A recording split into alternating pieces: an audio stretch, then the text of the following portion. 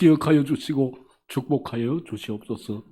오늘도 주님 저희들과 동행하심에 감사드리며 부활의 구주 예수 그리스도 이름으로 기도드리옵나이다. 아멘.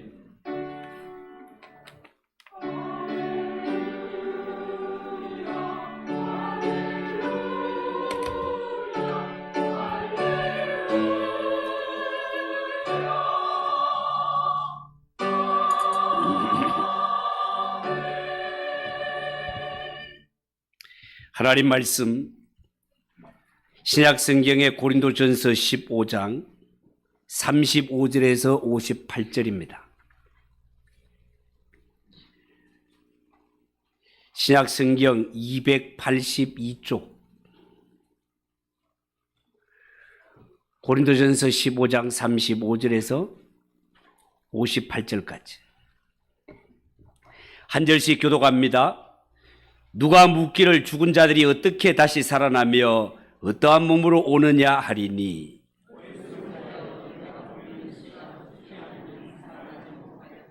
또 네가 뿌리는 것은 장래의 형체를 뿌리는 것이 아니요 다만 밀이나 다른 것의 알맹이 뿐이로되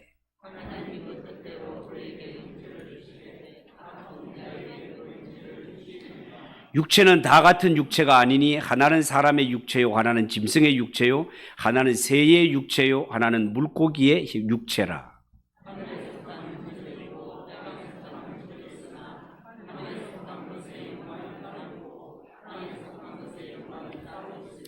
해의 영광이 다르고 달의 영광이 다르며 별의 영광도 다른데 별과 별의 영광이 다르도다.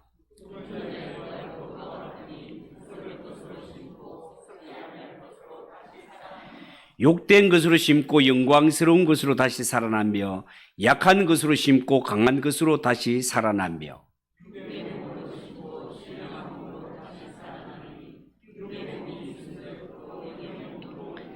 기록된 바 첫사람 아담은 생명이 되었다 함과 같이 마지막 아담은 살려주는 영이 되었나니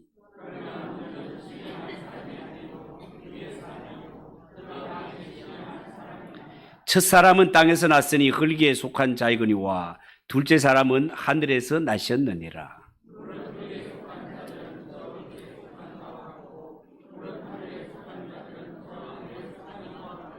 우리가 흙에 속한 자의 형상을 입은 것 같이 또한 하늘에 속한 이의 형상을 입으리라.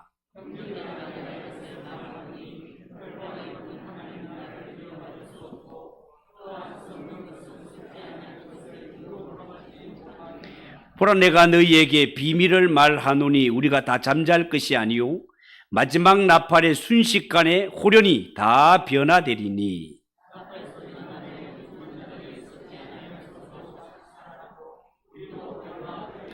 이 썩을 것이 반드시 썩지 아니할 것을 입겠고 이 죽을 것이 죽지 아니함을 입으리로다.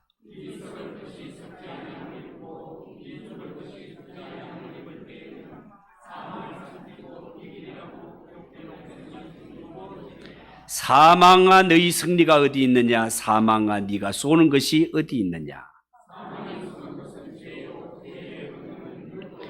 우리 주 예수 그리스도로 말미암아 우리에게 승리를 주시는 하나님께 감사하노니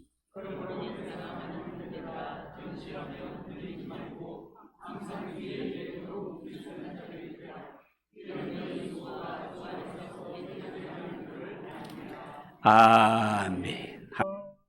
찬양을 받으신 하나님께 영광의 박수를 올려드리겠습니다. 오늘 찬양 너무너무 은혜가 됩니다. 오늘은 특별히 하늘에서 천군 천사가 내려와서 찬양을 한 것 같습니다. 날개가 몇 개 떨어졌는 것 같아요. 너무너무 은혜가 됩니다. 우리 옆에 분들과 인사합시다. 잘 오셨습니다.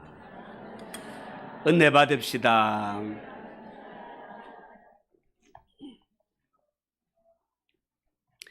오늘 부활주의를 맞이해서 읽은 성경 말씀을 가지고 부활신앙으로 무장합시다. 따라해 봅시다. 부활신앙으로 무장합시다. 부활신앙으로 무장합시다. 그런 제목으로 말씀을 전하겠습니다. 여러분, 고린도 전서는 사도 바울이 고린도 교회에 보낸 첫 번째 편지로 여기에는 기독교 신앙의 아주 중요한 교리를 함축하고 있는 성경이다 하겠습니다. 그런데 당시의 고린도 교회 성도들 가운데는 예수님의 부활을 믿지 않는 사람들이 간혹 있었습니다. 사람이 죽었다가 다시 산다는 것은 인간 이성을 뛰어넘는 이야기이기 때문에 사람들이 믿기가 쉽지 않았습니다. 어쩌면 혹시 우리 중에도 예수 믿는 성도들 가운데도 그런 자들이 있을지도 모르겠습니다. 그래서 사도 바울은 고린도전서 15장인 이 부활장을 통해서 기독교 신앙의 핵심 중에 하나인 부활에 관하여 심도 있게 강론하게 된 것입니다. 고린도전서 15장을 쭉 분류를 해보면 1절에서 11절에 예수 그리스도의 부활은 기독교 복음의 기초라는 사실을 쭉 강조하고 있습니다. 여러분, 실제로 우리가 믿는 기독교 신앙은 십자가와 부활, 십자가와 부활이 두 기둥을 이루고 있는 것 사실입니다. 3절 이하 4절을 보면요, 성경대로 그리스도께서 우리를 위하여 죽으시고 성경대로 사흘 만에 다시 살아나사, 성경대로 되었다는 말은 이게 농담이 아니다 그 말입니다. 누가 지어낸 얘기가 아니다 그 말입니다. 성경대로는 하나님의 말씀이고 진리고 역사고 사실 그대로라는 말입니다. 뭐가 말입니까? 예수님의 십자가와 부활이 말입니다. 두 번째 구성을 보면 12절에서 28절에 예수 그리스도의 부활은 우리 자신의 육체적 부활에 보정이 된다라고 주장하고 있습니다. 아담 한 사람이 범죄했을 때 이 땅에 사망이 찾아왔던 것처럼 예수 그리스도 한 사람이 순종함으로 말미암아 이 땅에 구원과 부활이 찾아왔습니다. 이것을 두고 성경은 예수님이 부활의 첫 열매가 되셨다고, 예수님이 부활의 첫 열매고 그 다음은 예수 믿는 성도들이 맺게 될 것이라고 말씀합니다. 20절 21절, 그러나 이제 그리스도께서 죽은 자 가운데서 다시 살아나사 잠자는 자들의 첫 열매가 되셨도다. 사망이 한 사람으로 말미암았으니 죽은 자의 부활도 한 사람으로 말미암는도다. 그리고 29절에서 34절에 보면 예수님의 부활은 기독교 신앙의 기본적 요소고 결국은 부활신학이 부활신앙을 형성하고 부활신앙이 성도들로 하여금 고난을 이기게 하며 거룩하게 살게 만들고 죽음 앞에 담대하게 만든다고 합니다. 30절 31절에 또 어찌하여 우리가 언제나 위험을 무릅쓰리요, 형제들아 내가 그리스도 예수 우리 주 안에서 가진 바 너희에게 대한 나의 자랑을 두고 단언하노니 나는 날마다 죽노라. 이렇게 고백하고 있습니다. 계속해서 오늘 읽은 본문 35절 이하를 보면 여기에는 어떤 회의론자들이 이런 질문을 던지게 됩니다. 어떤 질문? 누가 묻기를 죽은 자들이 어떻게 다시 살며 어떠한 몸으로 오느냐, 이런 질문과 이런 회의적인 질문을 던진단 말이죠.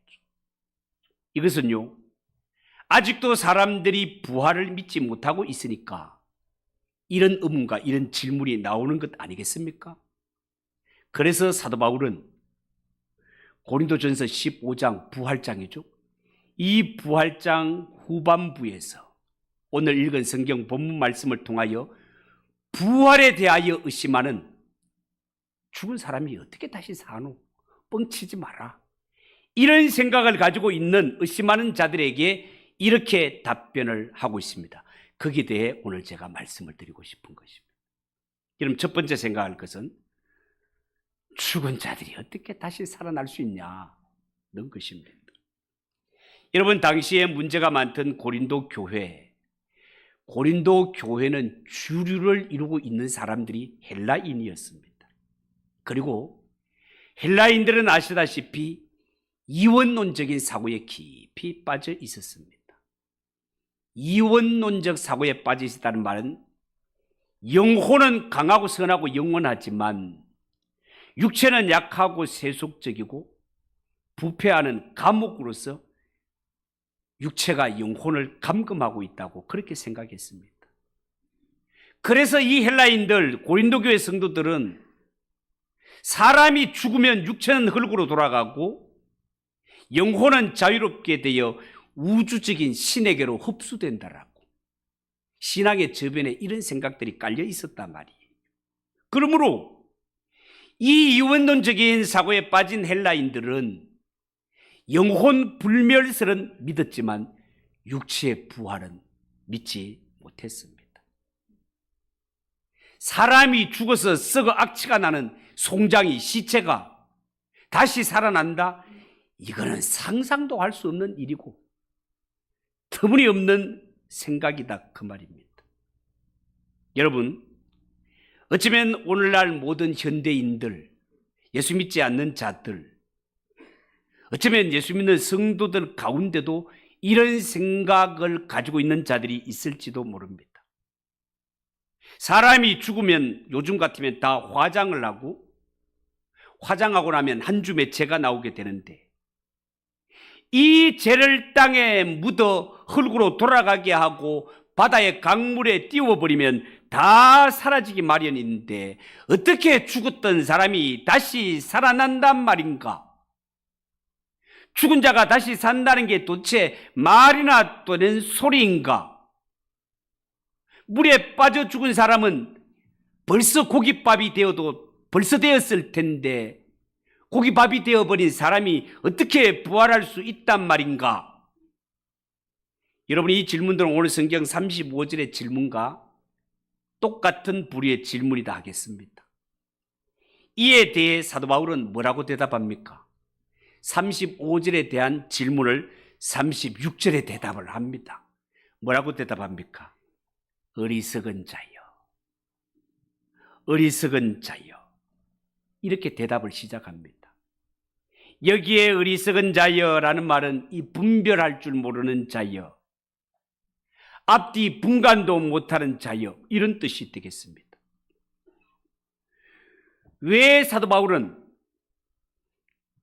어떻게 사람이 죽었다가 다시 살아날 수 있냐, 썩어서 송장이 되어 썩어서 냄새가 나는 이러한 상태에 있고 다 화장을 하고 젤 뿌리면 사라지고 없는데 어떻게 그 죽었던 자가 다시 살아날 수 있단 말인가 라고 할 때 어리석은 자여, 왜 그렇게 대답할까요? 그거는 아무리 질문을 던지는 자가 많이 배웠고 아무리 논리적으로 그럴듯하게 질문을 한다 하더라도 이들은 놓치고 있는 것이 한 가지가 있다는 것입니다. 그게 뭡니까?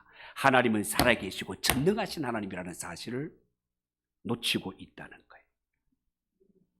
하나님은 무에서 유를 창조하시고 없는 것을 있는 것 같이 불러내시고 죽은 자를 능히 부활시키시는 전능하신 하나님, 아무것도 없는 상태에서 빛이 있으라 하시면 빛이 나타나 버리고 온 지상에 심있는 채소들아 나타나라, 꽃아 피라, 물고기들아 돌아다녀라, 하늘 공중의 새가 날아라면 없던 것이 금방 확 나타나 버리는 이런 일을 행하시는 전능하신 하나님을 너희들이 모르고 있구나. 그래서 거기에 대한 대답 첫 마디가 어리석은 자여, 어리석은 자여. 하나님을 인생으로 착각하지 말라는 것입니다. 사람이 안 된다고 하나님이 안 된다는 그런 생각은 버려라, 그 말입니다, 여러분. 전능하신 하나님을 사람의 노선에 놓고 생각을 하려고 하는 것은 어리석은 일이다, 그 말입니다. 이어서 36절, 38절까지 보면 사도 바울은 부활에 대해서 예를 들어 설명을 하고 있는데 놓쳐버리면 뭔 말인지도 모릅니다. 그러니까 잘 보고 잘 들어야 돼. 한번 봐요. 어리석은 자여, 네가 뿌리는 씨가 죽지 않으면 살아나지 못하겠고 또 네가 뿌리는 것은 장래의 형체를 뿌리는 것이 아니요 다만 밀이나 다른 것의 알맹이 뿐이로되 하나님이 그 뜻대로 그에게 형체를 주시되 각 종자에게 그 형체를 주시느니라. 여러분, 씨는요, 딱딱한 껍질이 있고 그냥 겉으로 보기에는 죽은 것 같지만 이 씨를 땅에다가 심으면 씨에 물기가 머금어지면서 씨가 썩는 것 같은데 어느 날 썩어진 씨에서 싹이 돋아나게 됩니다. 썩은 것 같은데, 죽은 것 같은데 딱 때가 되면 여기에서 싹이 돋아나게 된단 말이죠. 이게 사람의 몸의 부활과 같은 원리라는 겁니다. 사람은 바로 이 씨앗처럼 육체가 죽어져 없어지는 것 같지만 사실은 신령한 몸으로 부활할 때가 있다라는 것입니다. 또한 씨라는 것이 겉으로 보면 서로 비슷비슷하게 생길 것 같지만 그러나 똑같은 싹이나 똑같은 곡식이 나오는 것이 아닙니다. 씨가 비슷하게 생겼지만 나오는 것을 보면 완전히 다르게 씨앗의 종류대로 싹이 종류대로 나오는 것을 볼 수 있습니다. 그것은 하나님이 기뻐하시는 뜻대로 각 씨앗에게 부여하신 형체가 들어있기 때문에 그렇습니다. 이처럼 씨와 곡식이 형체가 완전히 다르듯이 사람도 그렇게 부활하게 된다. 하나님의 말씀입니다. 두 번째, 죽은 자들이 어떤 몸으로 살아나게 될까? 죽은 자들이 어떤 몸으로 살아날까? 39절 이하 42절까지 보면 이 두 번째 질문에 대한 답인데요, 부활의 형체에 대해 성경은 이렇게 말씀하고 있습니다. 한번 보세요. 육체는 다 같은 육체가 아니니 하나는 사람의 육체요, 하나는 짐승의 육체요, 하나는 새의 육체요, 하나는 물고기의 형체라. 하늘에 속한 형체도 있고 땅에 속한 형체도 있으나 하늘에 속한 것의 영광이 따로 있고 땅에 속한 영광이 따로 있으니 해의 영광이 다르고 달의 영광이 다르며 별의 영광도 다른데 별과 별의 영광이 다르도다. 죽은 자의 부활도 그와 같다. 자, 이렇게 말하고 있습니다. 여러분이 이 말씀을 쉽게 풀이하면 세상의 몸과 천국에서 살 몸이 완전히 다르다라는 것을 말씀하고 있습니다. 그러니까 부활의 몸은 영광에 있어서 육체와는 도저히 비교할 수 없는 영광의 몸이 될 것입니다.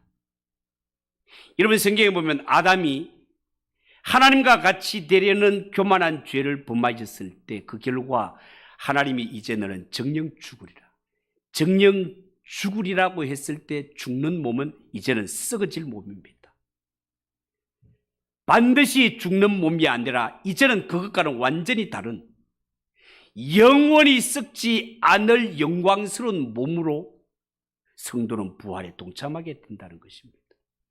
성경은 부활하는 육체, 부활의 몸을 가리켜 뭐라고 설명을 하는가 하면 다시는 병도 없고 죽음도 없는 완전한 몸으로 변한다고 합니다.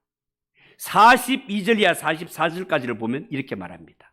썩을 것으로 심고 썩지 아니할 것으로 다시 살며 욕된 것으로 심고 영광스러운 것으로 다시 살며 약한 것으로 심고 강한 것으로 다시 살며 육의 몸으로 심고 신령한 몸으로 다시 살아나나니 육의 몸이 있은 적도 영의 몸도 있느니라. 영의 몸도 있느니라. 사랑하는 성도 여러분, 부활의 몸은 도대체 어떤 상태일까? 궁금하지요. 이 궁금증에 대하여서 예수님이 부활하신 부활체 그 몸을 보면 성도가 부활하게 될 때 그 몸이 어떻게 변형되는가를 추측할 수 있습니다. 여러분, 부활하신 후에 예수님의 몸을 보면 예수님은 그냥 나타날 수도 있고, 그냥 나타날 수 있다는 말은 분명히 제자들이 두려워서 로마 군병들이 잡으러 올까 봐 집안에 콕 들어박혀가지고 완전히 문을 꽁꽁 잠근 채 머리카락 보일라 꼭 숨으라고 완전히 숨어있는 이런 상태에서 예수님이 그냥 나타나십니다. 그냥 나타나. 이처럼 부활의 몸은 그냥 나타나실 수도 있고 그냥 사라질 수도 있습니다. 문이 닫히고 벽이 막혀 있더라도 그 막힌 벽을 그대로 통과할 수 있습니다. 그리고 생각만으로도 몸을 이동시킬 수 있으며 부활체가 먹을 수도 있다라고 증거하고 있습니다. 만질 수도 있고 말씀을 하시면 알아들을 수도 있고 특히 그 몸의 형체가 너무 영광스럽게 변한다고 그렇게 말하고 있습니다. 자, 그렇다면 정말로 우리가 부활하신 예수님처럼 변화받을 수 있을까? 정말 우리의 몸도 부활하신 예수님처럼 그렇게 변화받을 수 있을까? 신약성경 빌립보서 3장 21절에 거기에 대하여 이렇게 대답하고 있습니다. 21절, 그는 만물을 자기에게 복종하게 하실 수 있는 자의 역사로 우리의 낮은 몸을 자기 영광의 몸의 형체와 같이 변하게 하시리라. 이 말이 무슨 말입니까? 인간이 생각할 때는 안 될 것 같고 막연한 것 같지만 하나님이 이루신다 그 말입니다, 여러분. 하나님이 하신다 그 말, 하나님이 하신다. 요한일서 3장 2절에 보면 장래에 어떻게 될 것은 아직 나타나지 아니하였으나 그가 나타내심이 되면 우리가 그와 같을 줄을 알게 된다라고 했습니다. 이 말씀은 인간으로 생각하면 불가능하고 안 될 것 같지만 이는 하나님의 약속이니 의심하지 말고 믿으라는 거죠. 하나님의 약속이니 의심하지 말고 믿으라는 거죠. 하나님이 약속하면은요, 남자를 가까이 하지 않은 여자의 몸에서, 동정의 몸에서 예수가 태어나십니다. 하나님이 하시는 일인 줄 믿으시기 바랍니다. 여러분, 우리의 몸이 부활해서 영광스럽게 변했다고 해서 부활한 사람들끼리 서로가 서로를 몰라보는 것 아닙니다. 물론 부활한 몸은 영광스럽고 독특한 것은 사실이지만 성경을 증거로 볼 때 사람들끼리 서로 알아볼 수 있습니다. 그 증거가 마태복음 17장에 보면 변화산상에, 그 변화산상에 모세와 엘리야가 나타나지 않습니다. 이분들은 이미 예수님을 따라 제자들이 변화산상에 올라갔을 때 모세와 엘리야는 수천 년 전의 사람들입니다. 수천 년 전의 사람들. 수천 년 전의 사람들이지만 제자들이 한눈에 딱 봤을 때 우와! 모세 선생님이시다. 모세 선생님. 와, 엘리야 선지자다. 엘리야 선지자. 너무나 영광스럽고 변화된 영광된 몸이었지만 한눈에 누구로 하는 것을 알아볼 수 있도록 부활체가 이렇다 그 말입니다. 우리 예수 믿는 성도들이 정말로 기뻐하고 감사해야 될 것이, 우리는 천국에 들어가는 것도 뭐 두말할 나위 없지만 우리 예수 믿는 성도는 죽어도 다시 산다는 것이 약속되어 있고, 무릇 살아서 예수님의 재림을 맞이하는 자는 영원히 죽지 않는 생명이 약속되어 있음을 믿으시기 바랍니다. 예수 믿는 사람보다 더 복된 자가 어디 있겠습니까? 우리는 두려울 것도 없고 부러울 것도 없어요. 우리는 오늘 이 세상을 떠나도 하나님의 품에 안기는 하나님의 자녀라는 사실을 믿으시기 바랍니다. 죽은 자들의 부활이 언제 일어나는가? 51절 52절에 보면 보라, 내가 너희에게 비밀을 말하노니 우리가 다 잠잘 것이 아니요 마지막 나팔의 순식간에 호련히 다 변화되리니 나팔 소리가 나며 죽은 자들이 썩지 아니할 것으로 다시 살아나고 우리도 변화되리라 말씀했습니다. 여러분, 여기에 마지막 나팔은 예수님 재림 때 울려 퍼질 나팔 소리입니다. 이 날이 바로 예수 믿는 성도들이 부활하는 날입니다. 신약 성경 데살로니가전서 4장 16절 17절에 이런 말씀이 있어요. 주께서 호령과 천사장의 소리와 하나님의 나팔 소리로 친히 하늘로부터 강림하시리니 그리스도 안에서 죽은 자들이 먼저 일어나고 그 후에 우리 살아남은 자들도 그들과 함께 구름 속으로 끌어올려 공중에서 주를 영접하게 하시리니 그리하여 우리가 항상 주와 함께 있으리라. 항상 주와 함께 있으리라. 여러분, 여기에 나오는 순식간에 호련히라는 말은 갑자기라는 말입니다. 갑자기. 이 순식간에 호련히 갑자기라는 이 세상에 반대말이 있다면 그거는 진화라는 말이 되겠죠. 진화는 적어도 수만 년, 수십만 년, 수억 년에 걸쳐서 변화되기 때문에.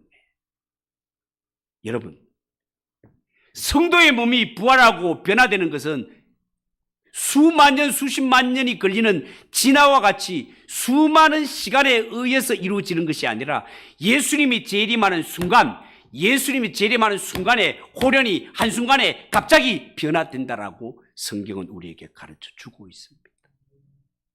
여러분,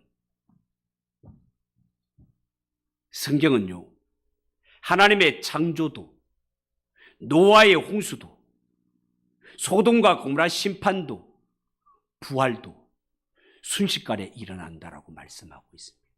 순식간에. 본래 사람들이 가장 두려워하는 것이 사망과 사망의 권세 아닙니까? 이 사망의 권세는 죄로 말미암아 그 세력을 발휘하고 있단 말이죠. 그리고 죄는 율법의 아래 있기 때문에 죄가 죄되게 함으로써 사람을 정죄하는 것이 율법이고 죄다 말입니다. 그런데 오늘 55절, 56절에 보면 사망아 너의 승리가 어디 있느냐? 사망아 네가 쏘는 것이 어디 있느냐? 사망이 쏘는 것은 죄요, 죄의 권능은 율법이라 그렇게 말씀했습니다. 자, 그런데 예수께서 우리 죄를 대신해서 십자가에 못 박혀 죽으시고 다시 부활하셨기 때문에 예수 믿는 성도들은 죄 사함 받고 구원함을 받아 이제는 이 사망으로부터 벗어나 승리의 부활을 누리는 자가 되었음을 믿으시기 바랍니다. 왜요? 예수님이 부활의 첫 열매고 그 다음에 부활의 열매를 맺을 자가 성도이기 때문에 그렇습니다. 그래서 57절에 보면 우리 주 예수 그리스도로 말미암아 우리에게 승리를 주시는 하나님께 감사하노니. 여러분, 정말 그렇습니다. 나 같은 죄인이 이런 영광을 누리게 되었으니, 정말 예수님이 오셔서 이루신 그 십자가의 의미와 부활의 권능을 알고 믿는다면 예수님의 십자가와 부활 앞에 그저 감사하고 찬송하고 감사하고 찬송할 것밖에 없는 것이 성도임을 믿으시기 바랍니다. 물론 이 세상에는요, 인간적인 모든 면에 뛰어난 위대한 성인들이 있어서 이 성인들의 말과 그들의 교훈을 귀담아 듣는 것도 좋지만 신학적인 입장에서 접근해서 볼 때 그들이 많이 배운 고매한 인격자임에 틀림없지만 냉정하게 말하면 그들은 자신의 죄 문제도 해결하지 못했습니다. 내세에 관해 아는 바가 없습니다. 그들을 믿고 그들에게 나아가 인생의 문제를 토로하고 그들에게 장례를 맡기는 것은 어리석은 자, 미련한 짓일 수밖에 없다는 것입니다. 타 종교에서는 영혼 불멸설이나 영혼 윤회설 이런 사후 세계에 대해 주장하지만 그런 단체도 조금 더 깊이 공부에 들어가 보면 그 원시조인 석가모니는 그렇게 가르친 적이 없습니다. 후세의 종교로 만들기 위해서 이런 내세가 아니라 이런 것들은 만들어서 삽입시켜 넣은 것일 뿐입니다.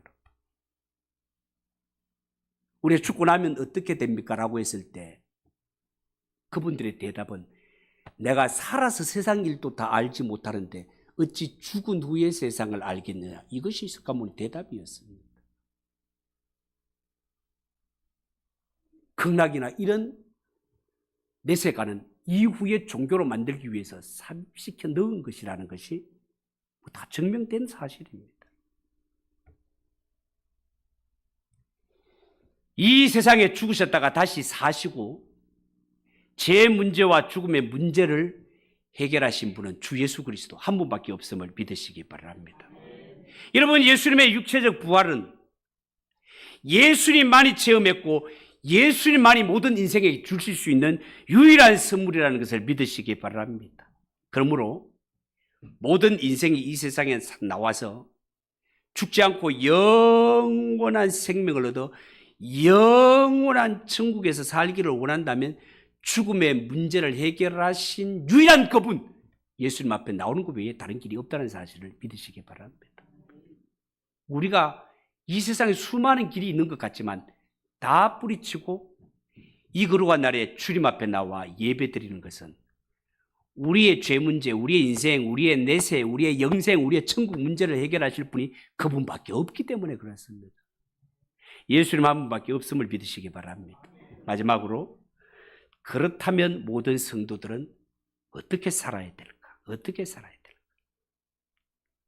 이렇게 고린도전서 15장을 통하여 예수 그리스도의 부활이 확실하고 예수님이 첫 열매라면 그 다음은 예수 믿는 성도들이 부활한다는 것을 보증하고 우리가 진짜 이 땅에 부활신으로 살 수 있고 장차 천국에 들어가 예수님과 우리 영생 복락을 누리는 천국 백성이 되기 위해서는 현재 이 땅을 살아가는 성도들이 어떤 자세로 세상을 살아야 될까?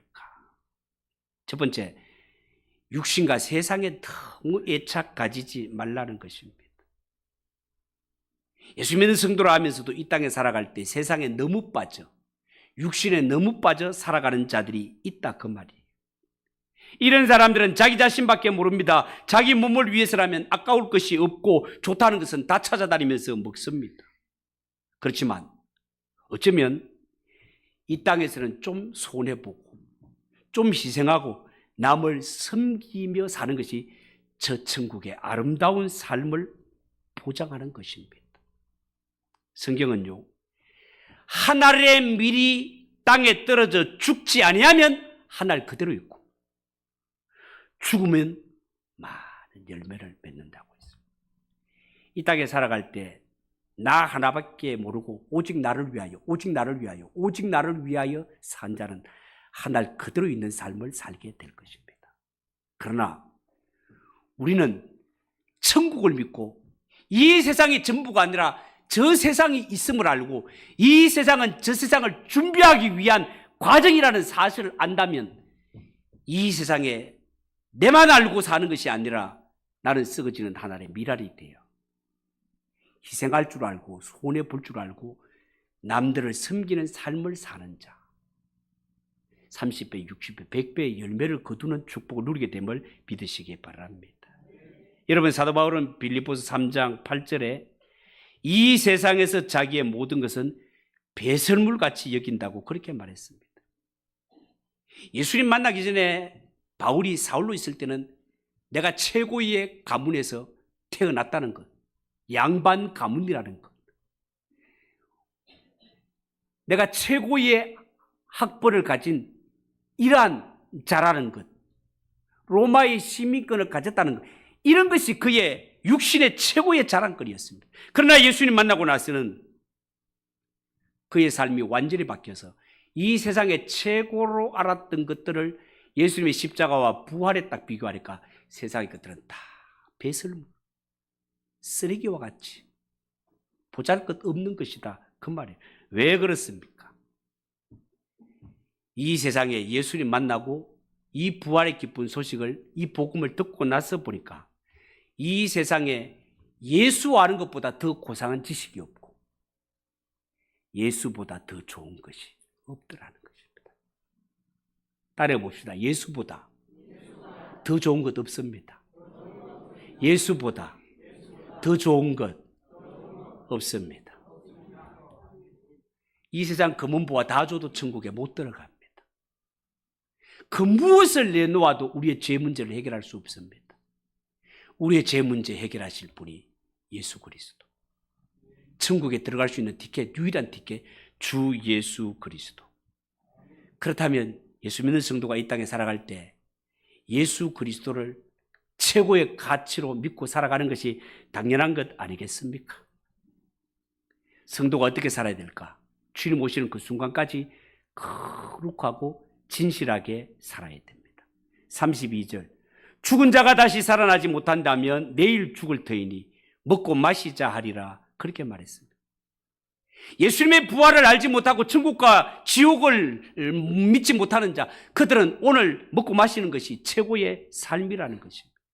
왜 그렇습니까? 이 세상이 전부라고 생각하기 때문에 그렇습니다. 그러니까 죽기 전에 마음껏 좋은 거 먹고 마음껏 좋은 데 가보고 마음대로 해보자 라고 그렇게 여기고 살아갑니다. 그러나 성경은 이런 삶을 가리켜 한마디로 허랑방탕이라고 말합니다. 허랑방탕.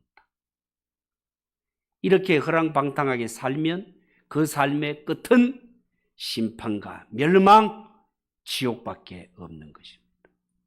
그래서 우리가 정말 예수님의 부활을 믿고 천국을 믿는다면 깨어 준비하며 우리에게 남아있는 삶을 거룩하고 진실하게 죄와 더불어 싸우면서 할 수 있으면 악한 친구들을 멀리하며, 왜? 사람은 친구의 영향을 받기 때문에.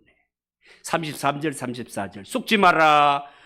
악한 동무들은 선한 행실을 더럽히나니 깨어있어 의를 행하고 죄를 짓지 마라. 악한 친구 가까이 하면 죄만 짓게 됩니다.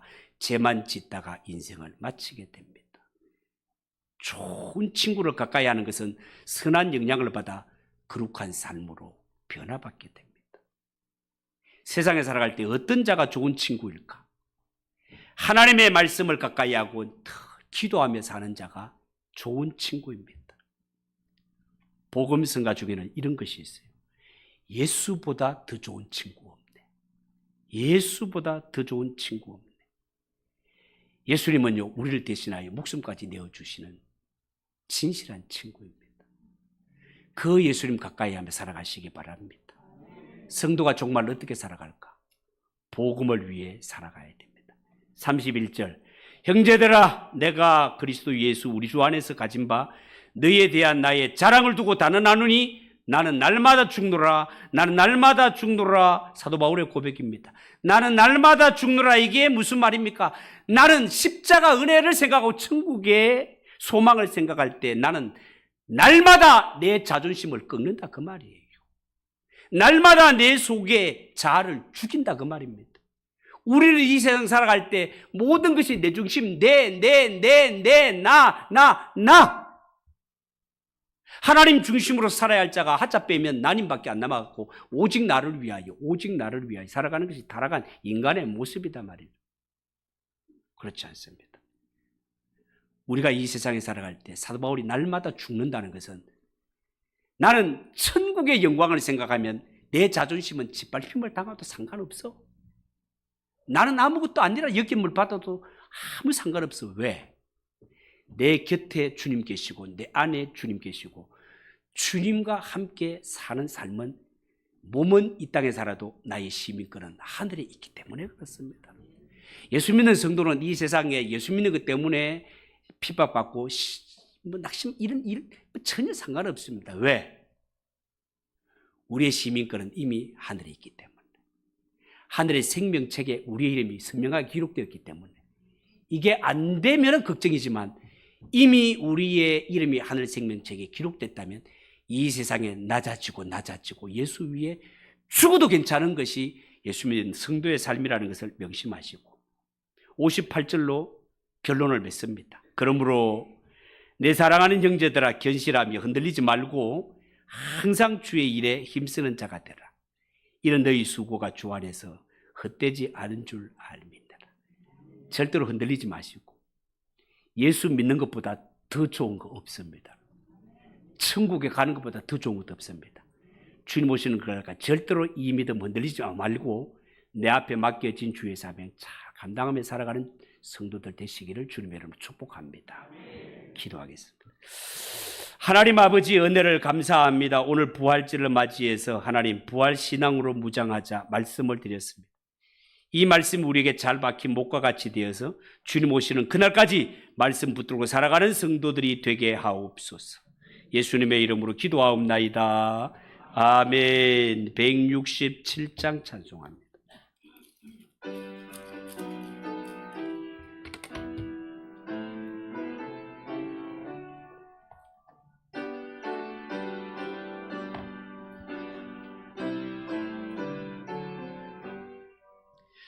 즐겁도다 이날 세세에 할 말 사망 권세 깨고 하늘이 열려 죽은 자가 다시 살아나와서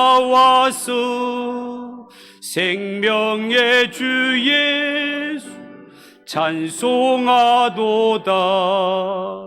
즐겁도다 이날 세세에 할 말 사망 권세 깨고 승리하셨네.